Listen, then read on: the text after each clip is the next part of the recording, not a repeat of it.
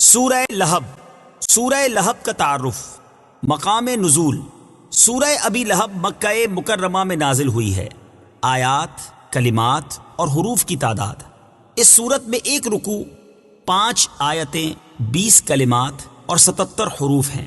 لہب نام رکھنے کی وجہ: لہب کا معنی ہے آگ کا شعلہ۔ عبد المطلب کا ایک بیٹا عبد العزیٰ جو کہ بہت ہی گورا اور خوبصورت آدمی تھا، اس کی کنیت ابو لہب ہے، اور اس سورت کی پہلی آیت میں یہ لفظ ابی لہب موجود ہے۔ اس مناسبت سے اسے سورہ ابی لہب یا سورہ لہب کہتے ہیں۔ سورہ لہب کا شان نزول: جب نبی کریم صلی اللہ تعالی علیہ وآلہ وسلم نے کوہ صفا پر عرب کے لوگوں کو دعوت دی تو ہر طرف سے لوگ آئے، اور حضور اقدس صلی اللہ تعالی علیہ وآلہ وسلم نے ان سے اپنے صدق و امانت کی شہادتیں لینے کے بعد فرمایا: انی لکم نذیر بین یدی عذاب شدید۔ اس پر ابو لہب نے حضور پر نور صلی اللہ تعالی علیہ وسلم سے کہا کہ تم تباہ ہو جاؤ، کیا تم نے ہمیں اس لیے جمع کیا تھا؟ اس پر یہ سورت شریف نازل ہوئی اور اللہ تعالیٰ نے اپنے حبیب اکرم صلی اللہ تعالی علیہ وسلم کی طرف سے جواب دیا۔ اس سورہ مبارکہ کے شان نزول سے چند باتیں معلوم ہوئیں۔ نمبر 1، حضور پر نور صلی اللہ تعالی علیہ وآلہ وسلم اللہ تعالیٰ کے محبوب ترین بندے ہیں کہ آپ کے گستاخوں کو اللہ تعالیٰ نے خود جواب دیا، بلکہ یوں بھی کہہ سکتے ہیں کہ دشمنان خدا کو جواب دہی سنت رسول ہے اور دشمنان رسول کو جواب دینا سنت الہیہ ہے۔ نمبر 2، جس قسم کی بکواس کفار نے حضور اقدس صلی اللہ تعالی علیہ وآلہ وسلم سے کی کہ معاذ اللہ آپ تباہ ہو جائیں، اسی قسم کا جواب اللہ تعالیٰ نے دیا اور خبیثوں کو اس انجام تک بھی پہنچایا۔ یہ بھی حضور اکرم صلی اللہ تعالی علیہ وسلم کی محبوبیت کی دلیل ہے۔ نمبر 3، قرآن کریم نے تمام مجرموں کی سزائیں بیان فرمائیں، جن میں سب سے زیادہ سخت سزا حضور صلی اللہ تعالی علیہ وسلم کے گستاخ کی ہے کہ قرآن کریم نے اس کے متعلق کبھی فرمایا زنیم یعنی بدکاری کی پیداوار، اور کبھی فرمایا ابتر یعنی خیر سے کٹا ہوا اور محروم، اور کبھی فرمایا تبت یدا تباہ ہو جائے، اور کبھی فرمایا لن یغفر اللہ لہم اللہ انہیں ہرگز نہ بخشے گا۔ یوں ہی جیسے انعام حضور صلی اللہ تعالی علیہ وسلم کے ادب اور تعظیم پر دیے گئے، ایسے کسی اور عبادت پر نہ دیے گئے۔ نمبر 5، بڑی شرافت، عزت و نسب والے اور مال والے حضور صلی اللہ تعالی علیہ وسلم کی مخالفت سے ذلیل و خوار ہو گئے تو دوسروں کا کیا پوچھنا۔ سورہ لہب کے مضامین: اس صورت میں بتایا گیا ہے کہ سید المرسلین صلی اللہ تعالی علیہ وآلہ وسلم سے دشمنی رکھنے اور انہیں ایذا پہنچانے کی وجہ سے ابو لہب دنیا میں ذلت و رسوائی کے ساتھ ہلاک ہوگا اور آخرت میں اسے جہنم میں ڈال دیا جائے گا، اور اسی طرح اس کی بیوی بھی اس عذاب میں اس کے ساتھ ہوگی کیونکہ وہ اس دشمنی میں اس کی مددگار تھی۔ سورہ نصر کے ساتھ مناسبت: سورہ لہب کی اپنے سے ماقبل سورت نصر کے ساتھ مناسبت یہ ہے کہ سورہ نصر میں اطاعت گزاروں کی جزا بیان کی گئی کہ انہیں دنیا میں مدد اور فتح حاصل ہوگی اور آخرت میں عظیم ثواب ملے گا، اور اس سورت میں نافرمانوں کے بارے میں بتایا گیا کہ وہ دنیا و آخرت دونوں میں نقصان اٹھائیں گے۔ بسم اللہ الرحمن الرحیم۔ ترجمہ: اللہ کے نام سے شروع جو نہایت مہربان رحمت والا ہے۔ تبت یدا ابی لہب وتب۔ ترجمہ: ابو لہب کے دونوں ہاتھ تباہ ہو جائیں، اور وہ تباہ ہو ہی گیا۔ تبت یدا ابی لہب وتب۔ ترجمہ: ابو لہب کے دونوں ہاتھ تباہ ہو جائیں اور وہ تباہ ہو ہی گیا۔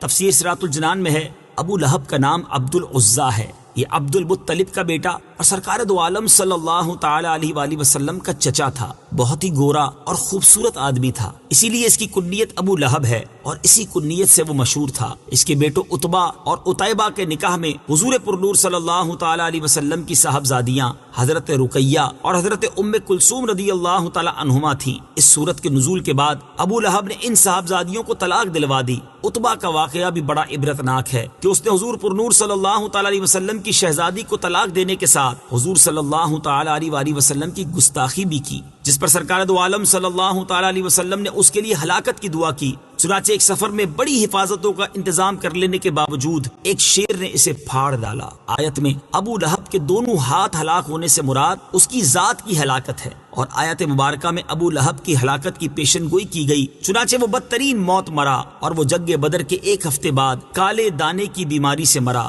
جسے عرب میں عدسہ کہتے ہیں۔ اہل عرب اسے متعدی بیماری سمجھ کر اس سے بہت بچتے تھے، اس لیے 3 دن تک اس مردود کی لاش پڑی رہی، پھول پھٹ کر بدبو دینے لگی، تب اجرت دے کر مزدوروں سے پھینکوائی گئی۔ ما أغنى عنه ماله وما كسب سيصلى نارا ذات لهب. ترجمہ: اس کا مال اور اس کی کمائی اس کے کچھ کام نہ آئی، اب شولوں والی آگ میں داخل ہوگا. ما أغنى عنه ماله وما كسب. اس کا مال اور اس کی کمائی اس کے کچھ کام نہ آئی. تفسیر صراط الجنان میں ہے، مروی ہے کہ ابو لہب نے جب پہلی آیت سنی تو کہنے لگا کہ جو کچھ میرے بھتیجے کہتے ہیں اگر سچ ہے تو میں اپنی جان کے لیے اپنے مال و اولاد کو فدیہ کر دوں گا. اس آیت میں اس کا رد فرمایا گیا کہ یہ خیال غلط ہے، اس وقت کوئی چیز کام آنے والی نہیں. سيصلى نارا ذات لهب. اب شولوں والی آگ میں داخل ہوگا، یعنی ابو لہب قیامت کے بعد دوزخ میں داخل ہو کر آگ کا عذاب پائے گا. اس سے معلوم ہوا کہ ابو لہب کا دوزخی ہونا یقینی ہے. وامرأته حمالة الحطب في جيدها حبل من مسد. ترجمہ: اور اس کی بیوی لکڑیوں کا گٹھا اٹھانے والی ہے، اس کے گلے میں کھجور کی چھال کی رسی ہے. وامرأته حمالة الحطب. اور اس کی بیوی لکڑیوں کا گٹھا اٹھانے والی ہے. تفسیر صراط الجنان میں ہے، ام جمیل بنت حرب بن امیہ ابو سفیان کی بہن، جو رسول کریم صلی اللہ تعالی علیہ وآلہ وسلم سے نہایت عناد اور عداوت رکھتی تھی، اور بہت دولت مند اور بڑے گھرانے کی عورت ہونے کے باوجود رسول اللہ صلی اللہ تعالی علیہ وسلم کی عداوت میں اس انتہا کو پہنچی ہوئی تھی کہ خود اپنے سر پر کانٹوں کا گٹھا لا کر رسول کریم صلی اللہ تعالی علیہ وسلم کے راستے میں ڈالتی، تاکہ حضور پرنور صلی اللہ تعالی علیہ وسلم کو اور آپ کے اصحاب کو ایذا و تکلیف ہو. اور حضور اقدس صلی اللہ تعالی علیہ وآلہ وسلم کی ایذا رسانی اس کو اتنی پیاری تھی کہ وہ اس کام میں کسی دوسرے سے مدد لینا بھی گوارا نہ کرتی تھی. في جيدها حبل من مسد.